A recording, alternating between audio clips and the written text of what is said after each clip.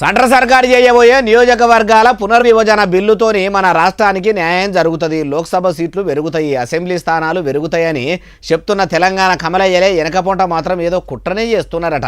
అంత పెద్ద కుట్ర చేస్తుండని ఇప్పుడు ఎవరన్నారంటారా? అన్న మనిషినే తెచ్చిన ఇగో మీదికెళ్ళి ఒక కొత్త కుట్ర కూడా తెరలేపుతున్నట్టుగా కనబడతా ఉన్నది. కొత్తగా మరొక కుట్ర కూడా చేస్తున్నది భారతీయ జనతా పార్టీ. ఈయనరా కారు పార్టీ లీడర్ కమ్ మాజీ మంత్రి కేటీఆర్ సార్ ఏమంటుండో, అయ్యా కేటీఆర్ సారు, మరి దేశం కోసం ధర్మం కోసం దేవులాడే కమలం పువ్వు పార్టీ ఇప్పుడు ఏం కుట్ర చేస్తుంది? జరా ప్రజలకు అర్థమయ్యేటట్టు మంచిగా చెప్పుండ్రి. మీరు చూసింటారు ఇవాళ పేపర్లలో సీట్లు పెరుగుతున్నాయి, అసెంబ్లీ సీట్లు, పార్లమెంట్ సీట్లు అని ఇవాళ పేపర్లో మీరు చూసే ఉంటారు.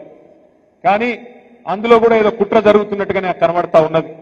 ఎందుకంటే బయటికి ప్రధానమంత్రి మాట్లాడినప్పుడు, నిన్నగాక మొన్న కేంద్ర మంత్రి కిషన్ రెడ్డి మాట్లాడినప్పుడు 50% సీట్లు పెంచుతున్నామని చెప్పిండ్రు.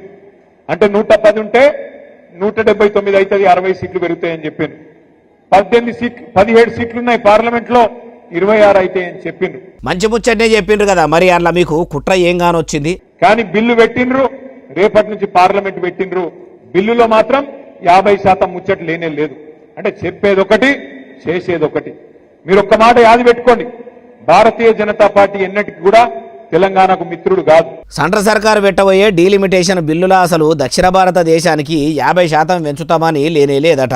బిల్లు పెట్టకముందే కేటీఆర్ సార్ కనిపెట్టిండంటే మరి ఏలటి సందే అయ్యే పార్లమెంటు సమావేశంలో అందరూ కూడా పసిగట్టి చూసి సెంట్రల్ సర్కారు తెలంగాణను తెర్లు చేయాలని చూస్తే పువ్వు పార్టీని పునాదుల కాడికెళ్ళి పీకి పడేయాలన్నట్టే కదా. అయ్యా మాజీ మంత్రి కేటీఆర్ సారు, మీరు చెప్పినట్టే సెంట్రల్ సర్కారు అన్యాయం చేస్తే ఇప్పుడు పోరాటం మంచిగా చెయ్యండి, మీ పార్టీకి కూడా ఇంత పేరు వస్తుంది. అటు చేయి సర్కారు సీఎం రేవంతాల సార్ కూడా మోడీ సార్కు ఉత్తరం రాసి మరి అఖిలపక్షం మీటింగ్ పెట్టాలి, అటెల్గా చిక్కి బిల్లు పాసు చేయాలని చెప్పుకొచ్చిండు. ఇట్లా తెలంగాణలో ఉన్న అధికార అనధికార పార్టీల లీడర్లు మోడీ సార్కు ఈ ముచ్చట చెప్పిండ్రు కాబట్టి ప్రధానమంత్రుల వారు ఏం చేస్తాడో చూడాలంటారు ఈ ముచ్చటిన్నోళ్ళు.